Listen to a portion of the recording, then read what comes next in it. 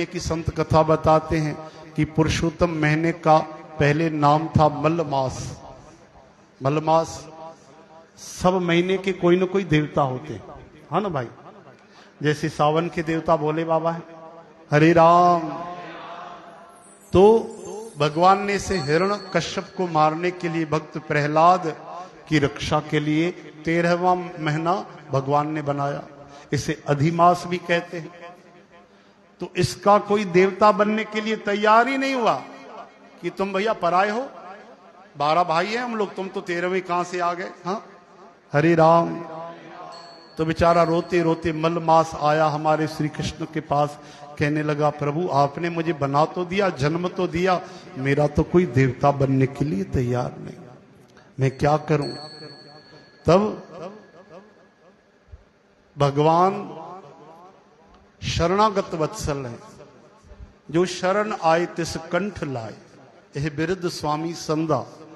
भगवान का रिकॉर्ड देखो आप, युगों युगों से जितनी भी उनकी ऐतिहासिक घटनाएं हैं, कोई एक आदमी दिखाओ जिसे भगवान ने शरण न दी, और वो भी भक्तों के हाथ बिक जाते हैं। दुर्वासा महाराज आए तो भगवान ने कहा नहीं, मैं भक्तों का देखो, लेकिन भगवान ने क्या कहा, उसी के पास जाओ। खाली नहीं किया, कहा कि जाओ अम्बरीश ही तुम्हारी रक्षा करेंगे, ये भी शरणागति है। हरे कृष्ण हे हरे। तो ये भगवान का रिकॉर्ड है, भगवान किसी को भी वापस नहीं जाने देते।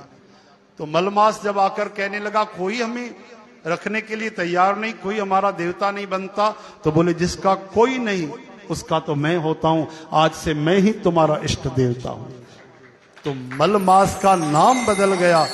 अब ये महीना सब बेचारे तरसने लगे कि कहां तो मलमास सबसे आखिरी में था, और जब से भगवान कृष्ण इसके देवता बन गए तो सबसे उत्तम भगवान का नाम है। गीता में कहते हैं अर्जुन पुरुषों में उत्तम पुरुषोत्तम मेरा नाम है, तो महीने का भी नाम दे दिया पुरुषोत्तम महीना।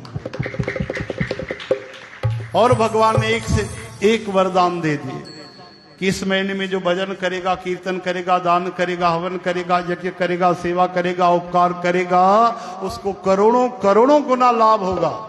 बोलो पुरुषोत्तम भगवान की। तो ये भगवान की करुणा है, कृपा है ना, कि थोड़ा सा भी कुछ करे और पार हो जाए।